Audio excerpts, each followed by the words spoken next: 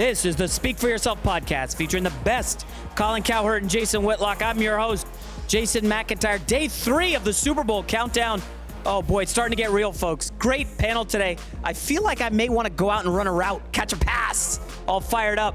Off the jump, Whitlock makes the argument that Matt Ryan is no Cam Newton, and people are still sleeping on him. What? He's about to be the MVP. Come on, Whitlock. Cowherd tells you the chip on the shoulder never leaves, and Brady will be driven by Deflategate when he is 58 and 88.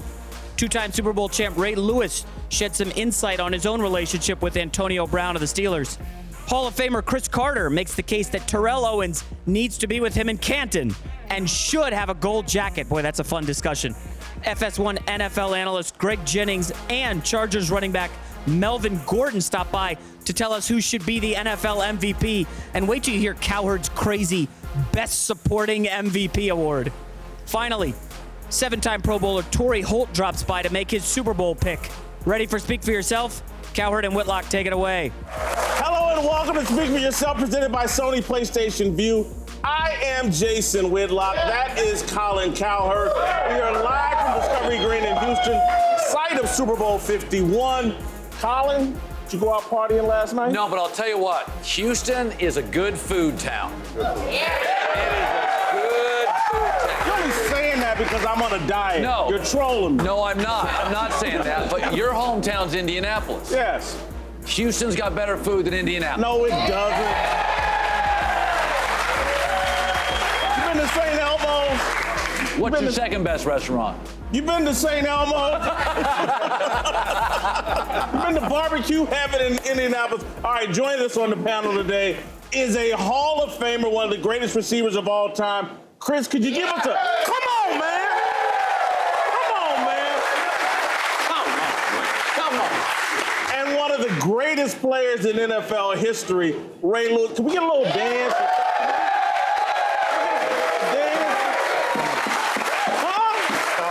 We can't get a dance. Stop playing. He saves it right before your big mom's moments. favorite guest. That is my mom. My mom would give me up for adoption and take Ray. All right. Let's start with Tom Brady, guys, who is just one win away from his 5th Super Bowl, which could go a long way to avenge the Deflategate scandal. Not that Brady would tell you that. The always-on message quarterback says he's just motivated by his teammates, and Deflategate doesn't matter at all. Here's Roger Goodell addressing the issue today. I would tell you that it's not awkward at all for me. We have a job to do. We do our job. As I said, there was a violation. We applied a process and discipline, and we came to a conclusion that was supported by the facts and by the courts. If I'm invited back to Foxborough, I'll come. Colin, Goodell sounds like he's moved on from Deflategate. Do you believe Tom Brady has? No, listen. Tom Brady is still motivated by being drafted in the 6th round. And that wasn't even questioning his integrity. That was just questioning his arm. Here's the way it works. I'm not a psychologist, but I know this. You play one on this show. I do occasionally. And you paid enough. And I know Chris Carter. That's so true. Cruel, but true. But I know, these are my friends, and I know their backstories. And we talk a lot off the air. The chip on the shoulder never leaves. Never. Mine could have come from divorce. Yours could have come from a coach that told you you're not going to make it. Yours could come from wherever it comes from. Yeah. And people in this audience, the chip never leaves. Now, when you get older, you can't bench, you can't run, you can't jump.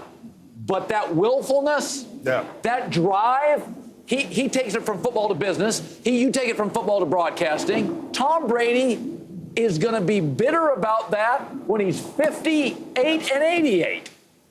Colin, you spun me a little bit. I was going to say, no, it's not the motivating factor, but it is still there. I don't think it's number one, though. I think we went into this season with the narrative that was the number one driving Tom Brady this year. When I read the story about his mom's health struggles, and when I see him tearing up about talking about his dad, his mom hasn't come to a game this year, his dad's only been to one. I think we found out there's some deeper motivation going on with Tom Brady as related to his family, dealing with the mortality of your parents. I think he's trying. I can remember when people hate when I reference Jeff George. Jeff George's mother was diagnosed with cancer, and I remember how it drove him. Buster Douglas, the fight before Mike Tyson. Buster Douglas was an average pedestrian fighter, except one night in, I think, Tokyo. Yes. Okay, so there's no... And by the way, I don't think these are bad things. No, not at all. I think that anger, I can only speak for me, it works for me. I got some, I like it. It drives me. You know, it's funny because any true competitor never lets nothing go. Like, it's never let go. Like, I don't care what nobody does to you, right? I'm telling you, I never forget, in the 9th grade, this coach set me up in this drill and had this guy just blast me in this drill, knowing I wasn't ready for it. He just knew I wasn't ready. I'm a skinny kid, 150-something pounds, and he knew I wasn't ready. But his thing about me was he had beef with my uncles. So my uncles, he brought his beef all the way down from my uncles, and he transferred it to me. And do you remember the code? I never forgot it. And the day I got up off the ground, and I told him, "You'll remember me." and I quit his freaking football team, and I moved back to my hometown. The bottom line is, when you think about Tom Brady, of course he's going to give us a politically correct word, right? Right. Why wouldn't you? But the moment he was suspended, sitting home for those 4 games, he's sitting there saying, "Wait until I get back. If we win 3 out of these 4, 2 out of these 4, and I get back on this field, I guarantee you we going to the Super Bowl." Yep. And then he says, see, so sometimes when you're able to do things and you don't have to speak about it, that's where the gold is. Yeah. Right? Because now Roger Goodell had to watch him the entire year. He's had to sit back and say, and now we're talking about the same person that's in the MVP races at the same time. Yeah. Right? So when you talk about motivations, parenting motivations, when you have someone with a sickness of anything like that, that's a hidden motivation because that's emotional. Yeah. And that's what we saw yesterday, right? When you started talking about his parents, his dad, and his mom, what his mom is going through. So, and many prayers out to that.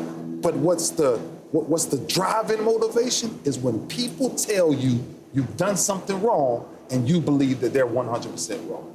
A lot of my motivation throughout my life came from Buddy Ryan. Yeah. When Buddy Ryan sat me down Labor Day, 1990, and he told me his wife had a dream. And the dream, she said, Chris Carter's gonna be very successful. Don't cut him, give him a chance. And Buddy Ryan looked me in the eye, told me the dream of his wife, and he told me he couldn't trust me. So my motivation and drive and everything I do is I'm gonna be dependable, I'm gonna be trustworthy, I'm gonna be early. And also my motivation was Buddy Ryan won't be right, and his wife will. So for me, any situation I ever got into, being on the field or in my post-career in broadcasting, we've worked at other places. I knew they weren't right. And everything that I do is to make sure that they're not right. So that's why I'm so dependable today, is because Buddy Ryan told me I wasn't dependable. So every day I put that log on the fire and it gets me going. That's it. No, That's it. Listen, most gain comes from pain. It's the reality. Absolutely. I can't relate to it in the athletic sense of these 2 guys. But Colin, I got a columnist job at 27 in Kansas City, and a lot of people in the industry thought I didn't deserve it. And I'm not going to call the person's name, but it was a well-known sports writer at the time, thought he should have gotten that job in Kansas City. And they're just giving it to you because of affirmative action. And I can still think about it today and get emotional. And I blazed the trail in Kansas City and just set that whole city on fire, set the industry on fire, and I thought about it every day. Oh, they laughing at me, huh? Laugh now. How many times have you heard the story about Kobe Bryant coming home, critical, tapes it on his mirror? That's happened all over America. Now to Matt Ryan, who has yet to throw an interception this postseason. Pretty remarkable. Fox Sports says if Ryan stays pick-free on Sunday, Atlanta wins. But Ryan is up against New England's top-scoring defense. And we all remember what happened when another prolific quarterback, Cam Newton, ran into a buzzsaw defense in last year's Super Bowl.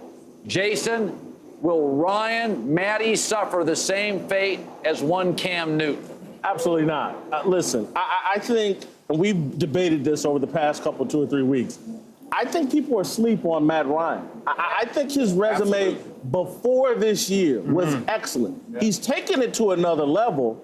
like a lot of quarterbacks have, and people haven't caught up with that because people weren't paying attention to Atlanta. Look, the whole city of Atlanta's got one championship. There was really no reason to take them seriously. Right. But I think Matt Ryan is completely different than Cam Newton as a pocket passer and what this league is built for. Cam's a guy that beats you with his legs, occasionally beats you with his arms. This is a guy that beats you from the pocket with his arm and has been doing it for 8 or 9 years. Well, you know, it's funny because when I read this question, and I think I told you, my sense on Cam Newton is he's talented. But the metrics tell you he's not a great quarterback. He's talented. There's a lot of talented guys in all professional sports. You guys played with them. Doesn't mean they're great players. What Matt Ryan is precise.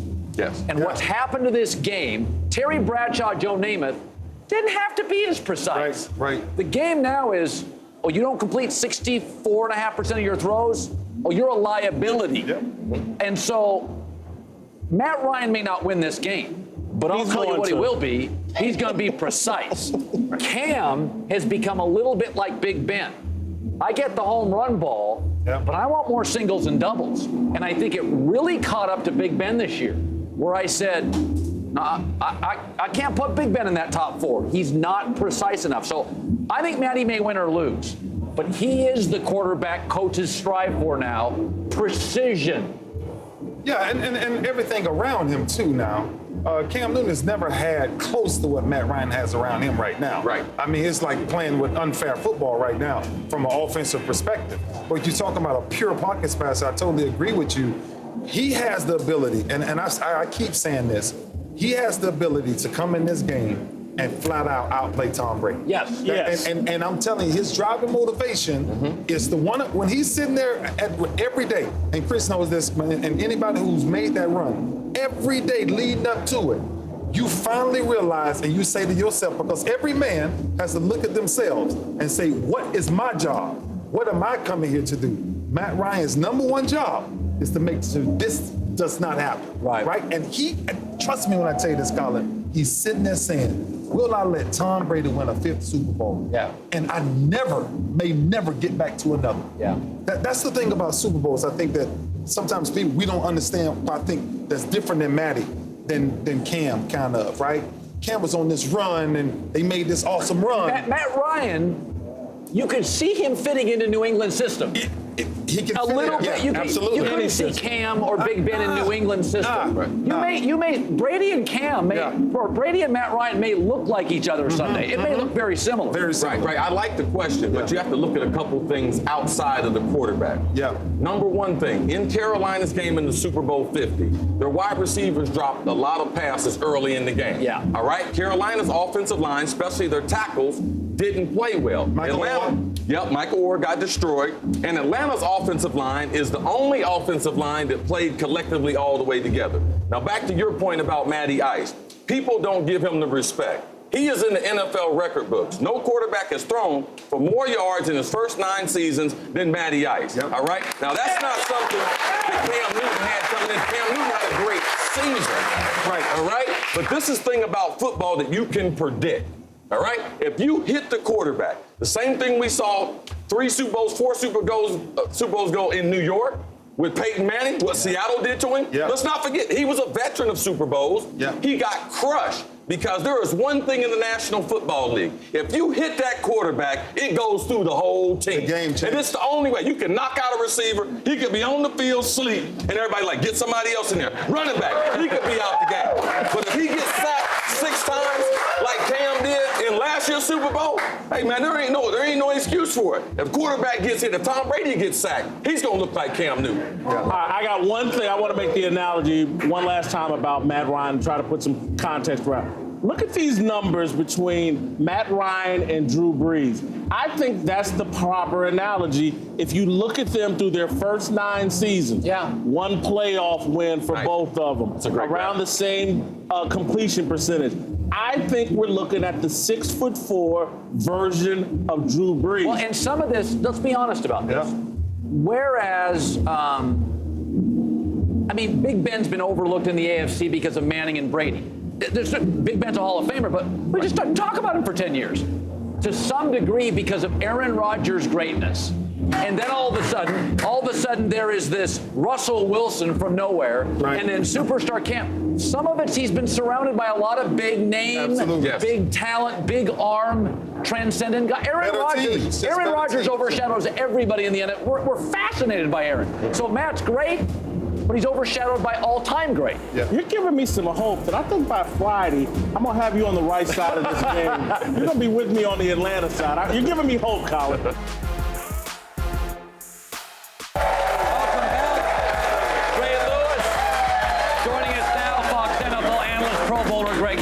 Let's go to Pittsburgh, where Antonio Brown is facing more criticism, this time over a report. Wow, claiming that Brown frequently ran the wrong routes on purpose because he was unhappy with how he was being used in the Steelers' offense. Jason, Brown's entering the final year of his deal. Should the Steelers move on from him? Man, this is a tough one because I really like Antonio Brown. I think he's a tremendous football player. I think he's a valuable football player. But I do think you get to a point with the wide receivers that you got to move on from some of them. If they're not part of a team environment, if they're so uncontrollable and so moody, you turn into a Terrell Owens or an Odell Beckham Jr. You turn into more trouble than you're worth. And the Pittsburghs have a history of moving on from wide receivers. They've let some wide receivers, Mike Wallace, I think Santonio Holmes. They've moved on from wide receivers and just plug other guys into their system. Listen, here's the thing. If I was a coach, I look at it like parenting. I've got a lot of mouths to feed. I got different personalities. I kind of have a salary cap, right? I'm only going to spend so much on cap, yeah. Not your house, but most. But it would be one thing if my kids made a mistake. Yeah. Oh, Dad, I forgot to clean my room. But if my kids, I found out they said, oh, I knew I was supposed to clean my room, but I was going to show Dad, we're going to have a problem. That's going to be a problem. Yeah. For a wide receiver to say, no, because remember, offensive football is efficiency. It's essentially choreography. So you run the wrong route, well, you mess with Greg Jennings' route, and you mess with my tight end's route. And oh, by the way, Tom Brady won't throw a football, guys, if he doesn't trust them. Well, I have a huge problem with a wide receiver being so selfish that he hurts his teammates. I tell you what, if this was in New England, you think he'd play next year? No way. Here's the thing. These aren't facts. We don't know this to be true. Thank you for clarifying. So, and I knowing AB, personally, I find it hard to believe that. Really? I do. I do, because he's an unselfish guy on the field. I'm talking on the field. But I will say this, and I heard you say this earlier on Undisputed with Skip and Shannon. He needs that guy, that brother, that Hines Ward, if you will, to say, look, man, calm down. I need you to relax. There's a passage that says, wide is the gate, or broad is the gate, narrow, wide is the road that leads to destruction. But small is the gate, and narrow is the road that leads to life. We're watching a kid that has all this potential that is falling from grace, and there's no one, all we're doing is talking about and watching him fall. We're not talking about who's going to assist and who's going to step in and intervene. That's what needs to take place. That's what the Pittsburgh Steelers need to do right now, because we understand the relationship with he and Ben. Ben loves him. But Ben also has to be that big brother that Jerome Bettis and those guys were for him to say, look, I'm off the record, without cameras or microphones in his face, saying, look, man, I need you to be that leader. You're a team guy. You wouldn't be upset? Yeah, but I'm back to G, because I have to stick with that. If this is true, that's a big if. I know AB personally, and I don't know if this is true, man. Like, I can't. Could he be doing it out of frustration, not intentionally? But even if he was, let me show you how effective that is, right? If a defensive tackle is in front of me and he goes the wrong way and a guard hits me in my mouth, who you think got a problem with that? Exactly. The heck with the coaches, I got a problem with that. And what I'm saying is, if this was really true, you don't think Ben Roethlisberger should have a problem with that? You don't think the rest of the receiving corps should have a problem with that? Here's what's interesting. Ben Roethlisberger 3 times this year went public talking about lack of discipline. Was this it? Maybe Big Ben did, and he just didn't name names. Kidding about retirement. Maybe it could have been whatever we're saying.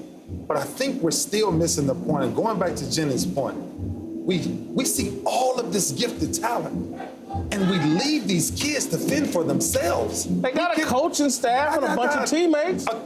I said this to 1,000 coaches the other day, me and Jerome Bettis at the Pro Bowl.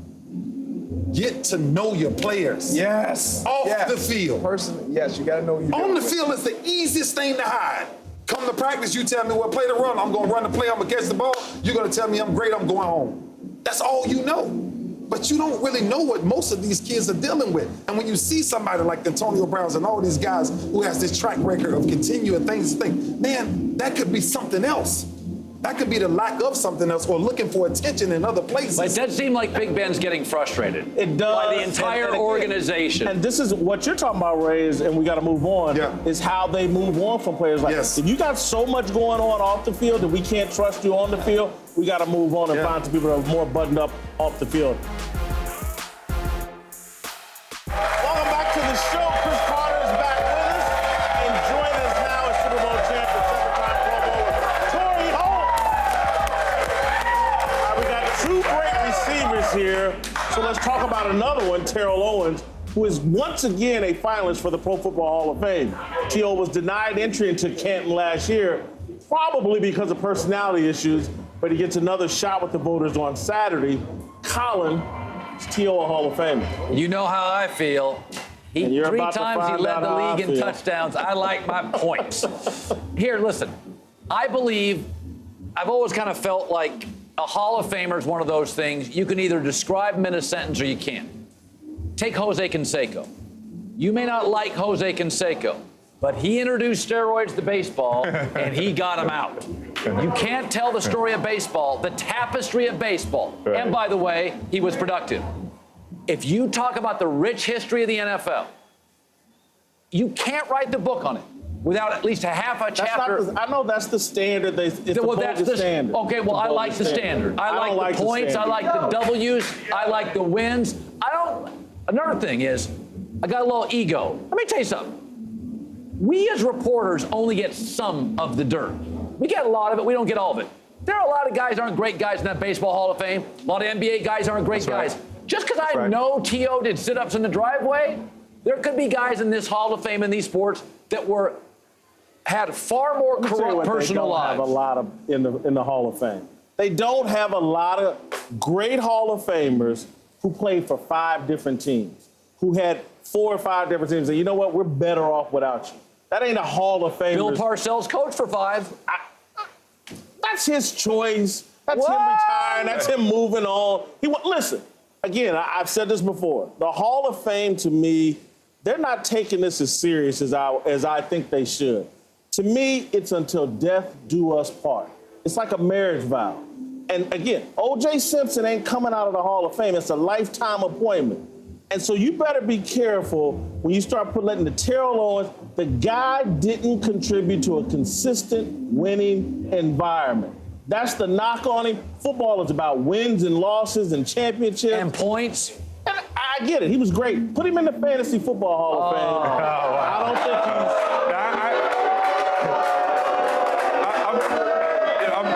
I'm a big fan of Terrell Owens. I'm a big fan of all of the receivers in the National Football League, and Chris is one of them. I believe he deserves to be in the National Football League Hall of Fame. Very, the antics, the sit-ups in the driveway, the 5, 6 different teams. But in terms of production, year in and year out, for the most part, I should say for the most part, year in and year out, Terrell Owens was that. I thought he played at a very high level, a Hall of Fame level. So I believe he deserves to be in the Hall of Fame. Let's say I'm a recording artist, because I tend to believe in the NFL, the player closest to the artist is the wide receiver. He is ad-libbing. He is more graceful. If a recording artist goes through 5 record labels, she or he is difficult. You're not making the Rock and Roll Hall of Fame because you trash hotel rooms and got fired from Sony? They ain't about winning. They're about selling records. Selling records is winning if you run Sony. Terrell Owens sold jerseys. So what? He didn't win no Super Bowl, and he got kicked off 4 or 5 teams. Chris? I mean, much respect to all the opinions. Torrey Holt, for those who don't know, is a master craftsman. He used to watch film of the greatest receivers. He watched Chris Carter and others catch the ball. No, seriously. I know this. No, I know this because he's told me this story. 100%. He watched the clips. He took the jugs machine. He knew that playing wide receiver is an art form. Right. Like it really is. And as an artist, you know, it's the viewer can really change the picture if they want to, depending on how they feel about art. Now, if you want your art big, strong, and everything, because Julio Jones is Terrell Owens without the attitude. Right. Without the attitude, yeah. I mean, that's what Julio Jones is. Like when you look at great receivers, you start comparing great receivers. Who's this guy look like? Terrell Owens, there's only a couple guys look like him. Sterling Sharp, all right, looked like T.O. And then Julio Jones, as far as the way their body and the way they played the game. Now, T.O. dominated as a player.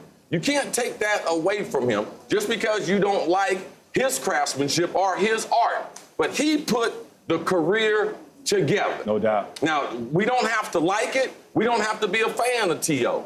Matter of fact, T.O., when he gets in the hall tomorrow, he could care less about Chris Carter. Like, he doesn't personally like me. But when he gets into the hall, I'm one of 77 Hall of Famers that are still alive. All right? Now, what we don't care in the hall is we don't care anything up until Saturday. Now, after Saturday, he gonna have to put on a different face. Yeah. He gonna have to act like the Hall of Famers and act like we act, and we have a certain standard. Good luck with that. Okay, well, Good luck with that. Well, look, just wait 1 second now. Well, I mean, a few of my mentors inside the hall, Lem Barney, Willie Lanier, Mean Joe Green, all these guys will sit down and let T.O. know what the hall stands for. Now, his performance grants him eligibility. Me being a member, I got stretched out arms to anyone that gets into the hall. We accept them all in. And I think he'll be acceptable to that too, Chris. By the way, you ever heard of Bebe's kids? You ever heard of Bebe's kid? Y'all finna get Bebe's kid in the Hall of Fame and expecting him to act like a Cosby kid. It ain't gonna happen. I don't know if he'll become a Cosby kid, but I do believe that he'll have enough respect to listen to the Willie Laniers and the Chris Carters and the Jerry Rices and the Tim Browns. You expected me to listen to my nutritionist too. Because it's a very elite club. It's a club that's very respectful to each other and to the fact that they are Hall of Famers. There's a lot that comes with that.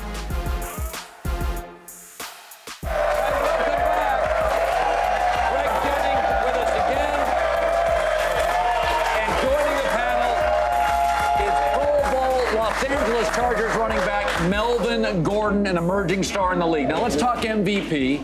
Matt Ryan's the overwhelming favorite Falcons quarterback to win the NFL's top award this season, ahead of Tom Brady, ahead of Aaron Rodgers. Now the only running back in the conversation is Ezekiel Elliott, which is notable because only once in the past 9 years has a running back won the MVP award. Is Ezekiel Elliott, Jason, being unfairly overlooked for MVP? He's not my MVP. But I think Vegas has him as the 5th choice. I think he was more valuable than the 5th choice. I think we've gone a little too far with the quarterback thing. And I understand the quarterbacks are valuable. But what would Dak Prescott have been without Ezekiel Elliott? What would Matt Ryan be without the 2 great running backs he has? Even a Tom Brady with LeGarrette Blount and Deion Lewis. Very effective. I think we've gone too far. Adrian Peterson won the MVP 2 or 3 years ago, but 8 of the 9 of last year, 12 of the last 13, 14 years, it's always a quarterback. Yeah, I think Ezekiel Elliott has a case for being undervalued. To me, he's probably the 3rd choice. I'd go Matt Ryan. I'd go Aaron Rodgers. One of those 2 at the top, and then Zeke Elliott. Here's what's interesting. Since football sort of got rid of the huddle, Like, I grew up with a huddle. You huddled every play. That's how old I am. Yeah. Now they don't huddle. So what has that done? Over the last 7 to 8 years, there's more snaps. So the quarterback now can take like 65 snaps, 68, 70 snaps. To me, that is really dictating the game. You can be a great team. The LA Rams have talent. They don't have the quarterback right. They're a bad team. So I struggle with giving, in the current environment where the quarterback touches the ball 68 times, MVP. Think about it like this. In Hollywood, you have best actor. But they have a category, best supporting actor. Now, that doesn't mean the actor was less of an actor. It means you were in fewer scenes. I almost feel like running back in the current, they should have a new category, best supporting MVP. Because now, is that the worst thing? That's not the worst thing I heard. Am I nuts on that? I'm with you on that. It hurt, though. He said it hurt. It does, and I'll jump in right there. I get what you're saying because running backs and receivers are more dependent on others, right, as well as quarterbacks, but we don't see them being as dependent. So to answer the question for me, I don't think, no, Ezekiel Elliott is not my MVP. He's not when you look at MVP, most valuable player, if you take Ezekiel Elliott away from the Dallas Cowboys, does that completely change the course of who they are? It changes something. It changes something. I'm not knocking not as him. physical. No, but you have Darren McFadden, Alfred Morris. You have other guys that can fill the shoes. Yeah. You take away Matt Ryan. You take away Aaron Rodgers. Well, it's not the same team. No. They're not even in the playoffs. They're Jacksonville. Exactly. Somebody came up for the running backs, Melvin. I mean, it's hard to put him MVP with the season that Matt Ryan is having. But, I mean, 1,500 yards as a rookie coming in, that's not easy to do. I mean, that's tough for a young running back. Have you ever felt in a game that you are controlling the game? You get that when you taking over and you getting them big runs, you get to feel like, give me the ball. I got this. I can take this game over. I can win this game for two. The one thing I will say about running backs, and I think this is really important, a quarterback never dictates physicality. No. A running back, to me, Ezekiel Elliott is the most physical Cowboy, including their defense. Yeah. Sean Lee's their best tackler. A running back can give a team a sweat, kind of a physical. Confidence, It can't. Quarterbacks don't. Identity. So I think if you are to me, it's not just yards. If you are a physically dominating running back, Adrian Peterson, I am more willing to say he's not just changing the game, he's changing the locker room. And I think there's Earl Campbell. You guys remember Earl Campbell? Absolutely. When you listen, we got to give Melvin So my thing is, when Chris Johnson ran for 2,000, did he win the MVP? No. He didn't win it. So I think back to things like that. It's kind of hard to give him that when you had a guy who ran for 2,000 who didn't even win. From now on, run people over. If you do that, I'll give it to you. This is the Speak For Yourself podcast featuring the best of Colin Cowherd and Jason Whitlock. I'm your host, Jason McIntyre. Thanks so much for listening, everybody. Subscribe to the podcast on iTunes. Got an amazing lineup for tomorrow and Friday. Oh, boy. It's going to be really fun. Follow us on Twitter, Facebook, and Instagram. Might have Michael Bennett, Tyrann Mathieu, a.k.a. the Honey Badger, and Kyle Rudolph. Talk to you then.